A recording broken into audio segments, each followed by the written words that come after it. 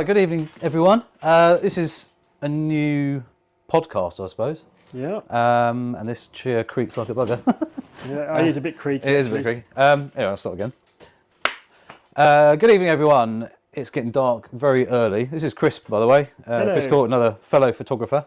And this is episode 1 of what I've called it is Stuart, James and Creative Friends. So basically anybody that I know who is a creator of some sort. So an artist, it could be from a singer, photographer, painter, sculptor, writer.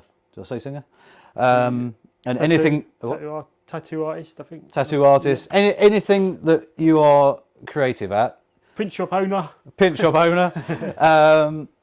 As well as a photographer. As a photographer, yeah. This is basically going to be an ongoing series. So I've been thinking about it for a long time, and I finally got my bum into gear to actually get episode 1 done. So yeah, Chris is helping me out, and we'll get back to you as a photographer and printer and everything a bit later on, than probably in the next episode. But for now, and I hate doing this because it's all about me, I thought I'd start it off with everything about where I started, etc., etc. So Chris has got a couple of questions he's going to ask, and then we're just going to chat away and see how it pans out, really. And I knew my phone would make a noise. Yeah. So there we go. Anyway, go for it, Chris. So what got you into photography? So this is probably a long-winded one because I've been doing it quite a while, but 47 now, getting old. When I was about 12, I had a Minolta, and I'll see if I can find a picture of it. I'm sure I've got one somewhere. It's an old 35mm point and shoot. So basically, no focusing, no nothing. You literally put a film in it, a battery in it, and took pictures. Back when I was about probably 12, 13, something like that, I was doing my GCSEs anyway, and I was doing art at school. One of my GCSE art projects was you were given a title you had to do, and mine was called A View Through a Window. And long gone is the piece of artwork because I just got rid of all my school crap years and years ago, obviously. But you had to basically create a scene, a landscape scene or something that was interesting. And we went on holiday to a Channel Island called Alderney. I don't know if you know that one. So you got Jersey, Guernsey. Yeah, I recognise those. Was it Alderney? Alderney. So it's the most northern. It's the northern island. It's the third smallest. So you've got Jersey and Guernsey. They're the two bigger ones. Then you've got Alderney. Fantastic place, and I really need to go back there because it's amazing, beautiful, stunning place. A lot of history there from Second World War and things like that. But I took a photo across I think it's called Albert Bay. I think it's where I'll double check on that. But I think it's called Albert Bay. It's a beautiful sort of horseshoe bay, and I took a photo from where I just remember down a footpath, and there was a bench there, and taking a photograph down there, and it was one of those days where it was just lovely weather. Anyway, took it. My mum owned a shop at the time, and she used to sell postcards back in the days, back in the 90s. And Judges Postcards, which is a local East Sussex Judges Postcards, they bought the negative off me. Oh, right. So that when you was 12? When I was about 12, 13, I can't remember exactly when. Anyway, they bought the negative, and obviously it became a postcard. So they paid me a certain amount of money. I can't remember how much exactly, but I basically went and managed to buy my first decent camera. Cool. Which was a Pentax ME Super that was used. It had a light meter built in, so it made life a little bit easier. So it wasn't quite as guessing game as it would have been if I hadn't, and I still didn't at the time, probably didn't really understand much. Did you used to use the handheld meters a lot more back there, a lot on the subject? If you was doing a portrait? Not really, because luckily that one, at the age of 13, 14, 15, something like that, I was still really new to it. And my first model was one of my good friends, Rosie, and I will grab a couple of the old photos actually. And I think they were taken on a 35, couldn't tell you what make of lens it was. It wasn't it was a prime, probably like an f1.8 or something. So the shots, actually, I still love them today. It just shows they're not perfect by any means whatsoever, but absolutely love the photos. She still loves the photos, which is probably one of the most important things. And then I sort of progressed slowly onwards and onwards and onwards, doing different things, everything from concerts, working for a company. I can't. What are they called? Backyard Productions or something like that, or behind the scenes. I can't remember what the company was called, but they are probably long gone by now. But I did some stuff from them, like over at the Brighton Dome and things like that. I've done weddings in America. I've done. I try not to do weddings, but a few weddings over here, obviously. National Trust stuff like Bodiam Castle, a lot of their stuff, lots of portraiture. But I'm a bit of an all-rounder, so I've done many different types of photography over the years, and now I'm doing a lot more videography because that's kind of gone that way with a lot of things, and also the YouTube channel is obviously slowly just plodding along doing this, and I just thought, something like this could be quite interesting. Someone like yourself, you've got a story, I've got a story, anybody watching has got a story, where they started, why they love it, and all this sort of stuff. So I thought it'd be quite an interesting way to, just talk to people really and share our enthusiasm and passion and, and all that. So I thought that's where it sort of started really. And obviously now, I am where I am. So, What's your sort of main interests? Like what categories? Portraits, landscapes? So this is where it goes crazy because I do so much. I've always loved portraiture, creating a cool photo with a person in it, doing something cool or being really artistic, thinking outside the box a little bit. And I'll put a couple of my photos in the thing, but if you follow me, you would have seen a lot of these. Or if you go to the playlist, that's the portraiture playlist on here, there's quite a few photoshoots that I did obviously for YouTube as well. So yeah, loads of that. I love that. Obviously I love cars. So now doing the filming of cars and stuff with the camera rig and everything on the car. Looks fun. It looks really cool. But if you haven't seen the latest video, there's a lot more involved than you kind of imagine. And that is a learning curve. But I love to try new things. Not that I get bored, I never get bored of anything, but I just think there's always something else you can do that might add a bit more interest to your passion, So I'm constantly trying to look for something that's a bit more interesting or, involving something else with something else. What else do I do? I've tried loads of stuff, but macro, I do love a bit of macro. Not that I've actually got a macro lens at the moment, but I did buy one of the tube ones, Lauer, what was it called?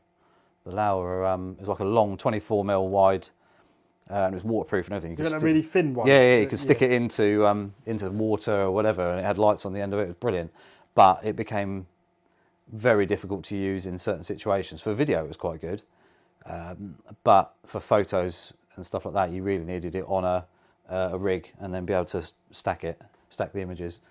I even had a 5:1 Canon lens, which was mad, but again, you're getting into, massive magnification, and you really needed sort of 50 shots stacked together to get the depth, because depth of field, obviously, that closer you get to something, the shallower the depth gets. Doesn't matter what lens you're using or whatever, even on a mobile phone or whatever, the shallower the depth gets. So it became very hard, and again, you could spend a lot of money buying an electronic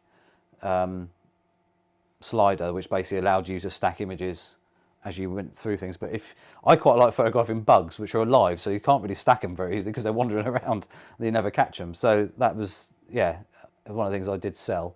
And I bought the 135G Master. Someone once said that when they do bug photography, they're actually dead and they've been frozen. Is that true? I'm sure my friend Martin, who's another photographer actually, which hopefully I can get him on here, I'm sure he said if you put ants in the freezer or just for like 10 minutes or something like that, they will almost slow down they slows them down. So yeah, that is a bit of a trick, I think. Yeah, I thought, because I remember a friend saying he didn't like the idea because you had to kill them and freeze them. Yeah, I think it's been done many things. I think a few minutes just in there just to slow them down, because obviously they rely on warmth, don't they? So I think that is right, yeah. So cars, portraiture, macro photography. Dance. I've done quite a lot of dance with a friend of mine, Kimberly. She's got her dance school. Did quite a lot of stuff with them. That's quite cool. I haven't done any for quite a while, but that's something I'd like to get back into a bit more, if I can. But that's kind of portraiture, but it's action. It's trying to capture people doing like mid flips and things like that is quite cool. I've also got the studio as well, so I can experiment in there. Yeah, nice long studio. But obviously do a lot of motorbikes as well. So the cars, the motorbikes. But I do like a bit of everything. So if someone says to me, can you do this? I'll be like, yeah. I'll have a go. To a degree, obviously, but everything from products to people to animals, whatever. Yeah, I mean, yesterday I was out flying the drone as well, obviously. Yep. Yesterday I was out flying a drone, following the horses that were doing. They were jumping the big fences. I don't know what they call it, but they out in the countryside following, and so I was following them with the drone, flying across the countryside. It looked beautiful because you got all the autumn colours and everything. So that was cool. Again, a learning curve and speed. Because they're galloping at like 35, 40 mile an hour, and I was sport mode. No, I didn't actually. I didn't need to because I'm high and I could cut corners. Oh, so I didn't really need to. Even did I once or twice? Maybe I did click it into sport mode a couple of times, but because the way they were running, I could actually go sideways and sort of cut across. So I didn't really feel I needed to. But yeah, again, another learning curve. Not crashing your drone is one of those things. So yeah. What's the most favourite piece of kit you've owned over the years? Ooh. And how do you like okay. filming compared to digital? Film to go into digital. Right, so I'll do the film to digital thing. About 5 years ago, I thought I would do film again. I thought, do you know what? I still had a couple of A series mounts from Minolta mount, which obviously when Sony bought Konica Minolta out, they kept the A mount going for a good few years. I thought, do you know what? I'm going to buy a film camera and just buy a couple of films. Go out and snap. Oh, I think I had a 50mm f1.4 Sigma art lens, and that was an A mount. So I bought 2 Ilford black and white films, which I think cost me about 16 quid. I bought a brand new, in the box, never used, Konica Minolta film camera. I think it was worth about 400 quid when it was new, back in 2001. Right. I know that because the guy, it was on eBay, and the guy was selling his camera shop. He was retiring, and he was looking in the back store, and he found a couple of old cameras that were still boxed, never sold, and he sold it 20 quid. So it cost me £36 and some new batteries, because even the original batteries were in there, and they were well gone. And it came with a kit lens, which was terrible. So I stuck that on there. Took a few pictures of the cats and this, that, and the other, but you suddenly realise you've only got, I think I actually bought 24 films, so I only had 48 shots. And I thought, right, this reminds me back of the day when I did start with the Pentax and stuff like that. You just wouldn't waste film. You'd be thinking about your shots a lot more. So it made me do that. So it made me think about my photos, made me think about getting the exposure as close as I could get it, this, that, and the other. And then by the time I'd had the films processed, and I got them scanned as well on CD, because I thought, I haven't got a slide scanner or anything like that. It was about 100 quid by the time I'd done that. So I thought, these better be good, which, I mean, they were in focus, they were exposed correctly, but they weren't anything special. I mean, they were a bit of fun. But I thought, do I really want to be doing this anymore? And you look at the quality and you think, yes, they've got character, yes, they've got this, that, and the other. But then you compared it to like the A7R4 that I had, which is 61 megapixels, and the image quality was film Sony up here. It was just incredible. And you're just thinking, why are people still using film? I do understand it, and I know there's a massive argument. Like hipster thing. Yeah. I mean, I would like to have a go just because I come into it like digital. But it's the sheer cost of it. It was the sheer cost of it. If it was cheap and you could do it regularly, it would be great, because it really does slow you down. And one of the things that I did do was buy back to the digital, was bought the, I can't remember what it's now. It was a 135 f2 lens anyway. I can't remember the name. It's gone blank in my head. Anyway, 135 f2, fully manual lens. So no electrical connections on the back or anything like that. And to do portraiture with that, it showed you how, one, it slowed you down, one, it slowed the model down. And it was really fantastic actually, because you're really concentrating on getting it in focus. I do quite like manual focusing, I must say. Yeah. I use focus peaking. So same, yeah. So focus peaking, but on the Sonys, and you can probably do it on the Nikons and the Canons now with the mirrorless or whatever, and your Panasonic, custom button, and it zooms in. So you can actually see if your eyes are in focus or not. Yeah. So I used that quite a bit. And I'll tell you what, it was fantastic. It was lovely. But it Funny really enough, I was did. thinking of doing that the other day. I didn't 100% zoom to a button. I was Yeah. yeah. Yeah. And it really changed the way photo shoots were, because it'd slow you right down. It would slow your model down, like I said. And it just changed the way a photo shoot runs, because today we can burst shoot 30 frames a second, whatever. And you can get how many hundreds of shots of your model within seconds.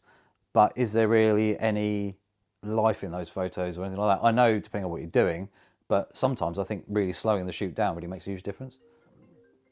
Do, do, do, Is it? do. I think it's your phone. Is it your phone? We'll pick that question up and. Vicky.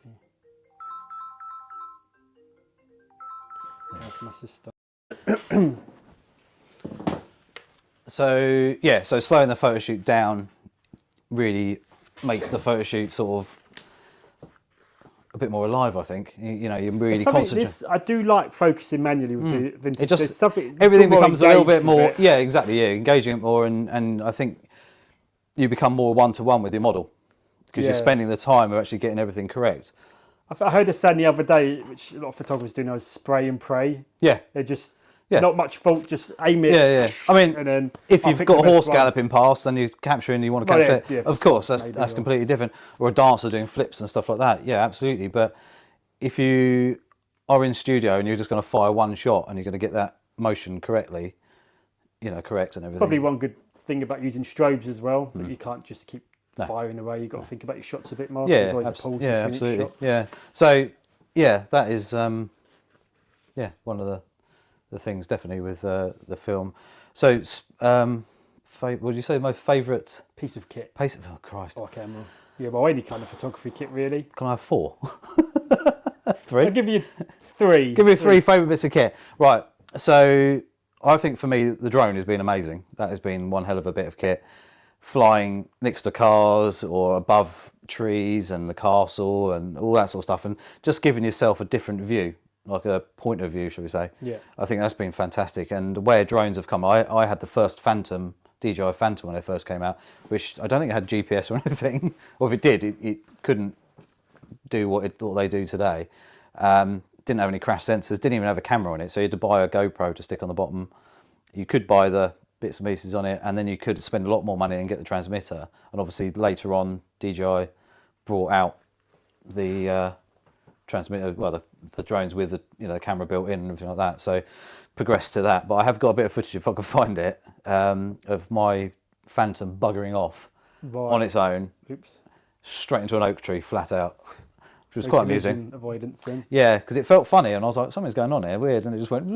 I guess they're more like them radio-controlled airplanes. Yeah. With a camera stuck to the bottom. Yeah, it was interesting. So the drone. Do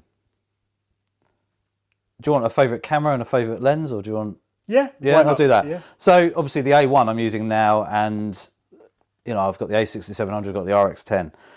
The RX10 being an all-in-one 1-inch camera, which has been amazing actually.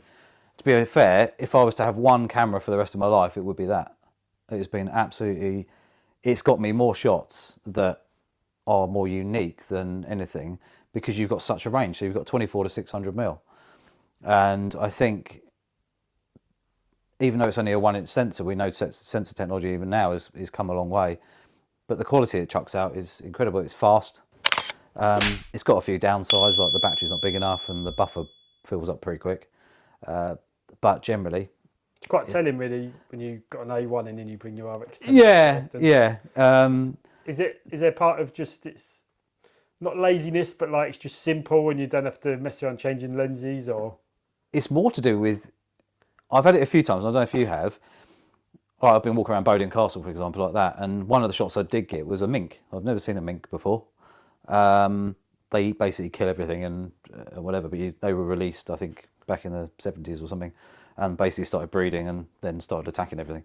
But they're these little black, smaller than a fox but bigger than a rabbit kind of thing. Right. And I they can Google one in the minute. yeah, they eat fish and ducks and I think and other animals like that, and they'll basically go in and kill your chickens and all that sort of stuff, even take birds out of trees and whatever. But imagine walking around Bowden Castle, and if you're at Bowden Castle, you're generally taking pictures of the castle.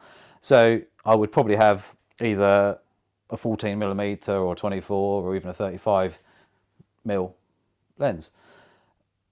And if you were, and something mad happens in front of you, like a wild piece of wildlife or something comes running out, which a mink did, I had the RX10 in my hand. Yeah. So snapping away 24mm, oh, 600. If you need your wide angle or... To 600, yeah. And I got the shots before he'd even realised what was going on. And that's happened to me not with just the mink, but other things as well, where I've been in that situation. And it's an absolute game changer because you've got so much range and it's a fast lens, so it's a 600 f4. Obviously the sensor's smaller, so your depth of field is a bit deeper. But in the real world, you've got the light from an f4 lens. So you've got your higher shutter speeds, lower ISO. In the same situation where I'd have like the 200 or 600 on my A1, my shutter speeds can be higher. Is it because the sensor's so small that it's easy to build that range from like a 24 to 600? Yeah, because obviously the lenses can be built. Basically, they start with the sensor, don't they, and then build the lenses around it. Especially on something like that where you're not changing the lens. I guess if you had to do that, well, it would naturally be bigger anyway. It'd be massive. I mean, if you think how big a 600 f4 is like this. Imagine that in the medium format, it'd be like a telescope. It'd be massive, yeah. So, yeah, I think that's, the RX10 for sure. If I could only have one camera. Obviously, the A1 is amazing. I still love it. And obviously, got the A1 II coming out, which I won't buy. They haven't really changed much on it. And, yeah, it's a bit more intelligent. But in the real world, are you going to get better shots? Would you say the RX10's your fun camera and the A1 is your business camera? Yeah, so the A1 is business generally. I mean, if I'm going to something a bit more serious, I will take that. But then quite often I'll put the RX10 in the bag anyway. Yeah. Because it's so handy to have.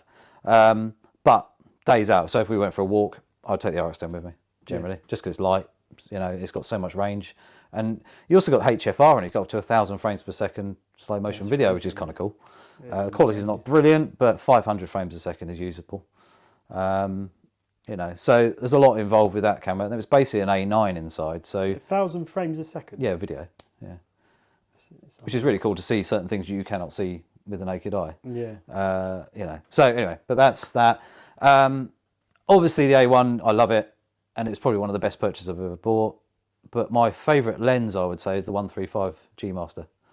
I use it for portraiture all the time. Products, the motorbike stuff. On that one? No. F1.8. It's got 4 very fast autofocus motors in it. I was watching a video recently actually about an 85 versus, I think was it 135? It might have been one, or was it like 120? Anyway, yeah, they're quite close really.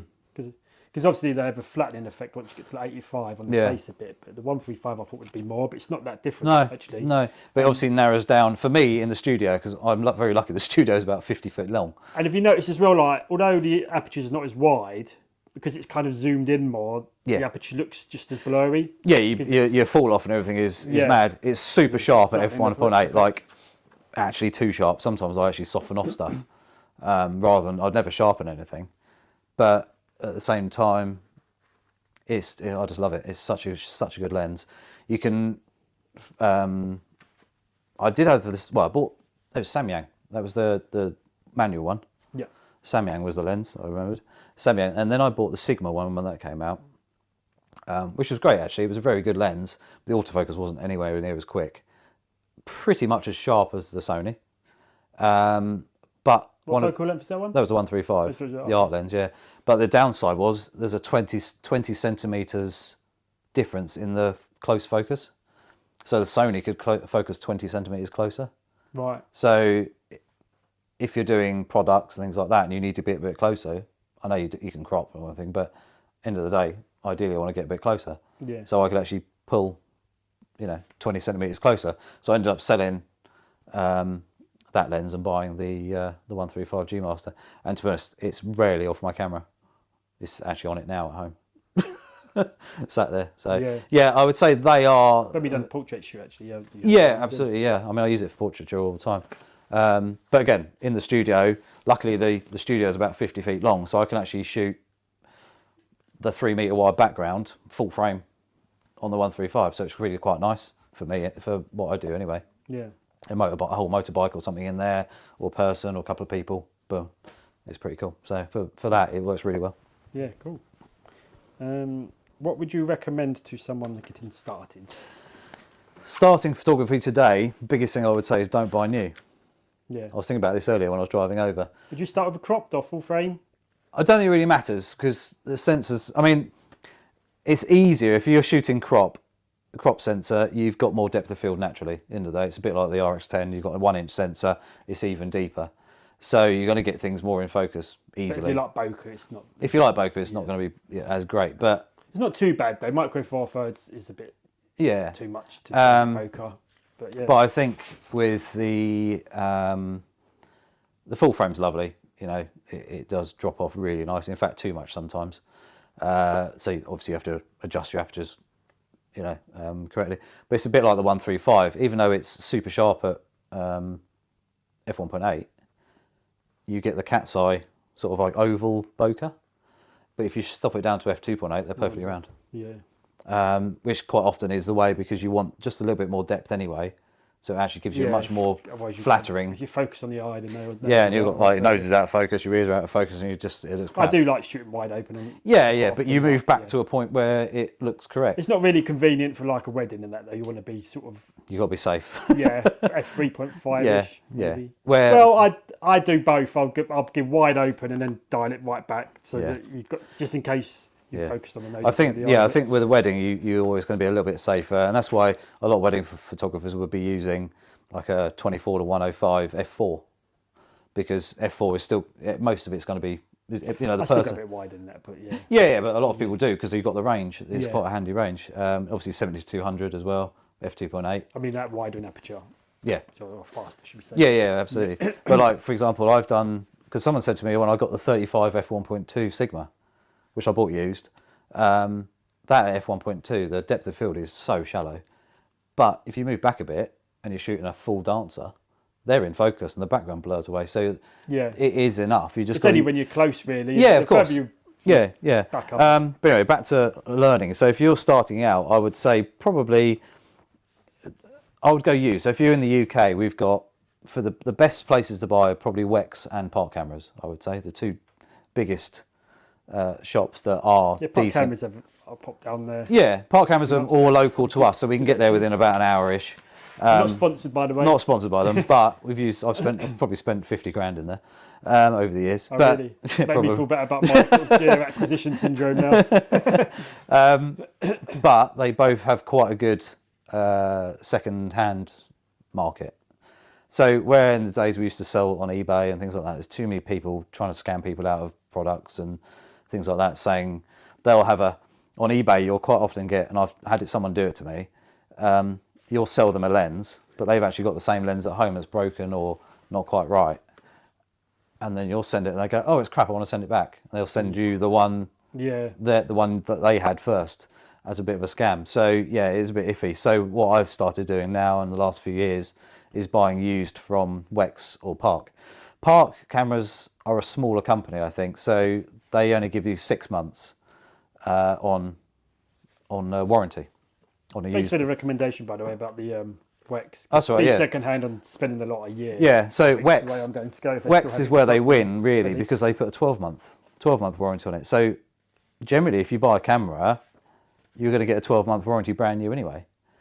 On the Sony stuff, I've always had sort of 3-year warranty, but depending on where you buy stuff and what deals they got going on, they'll extend it and stuff. So generally that. But at the same time, I've bought lenses from Wex. With MPB as well. They're okay. That's where I got the Sigma lens. So those three companies. I find the trading value not great lately. I think it goes up and down.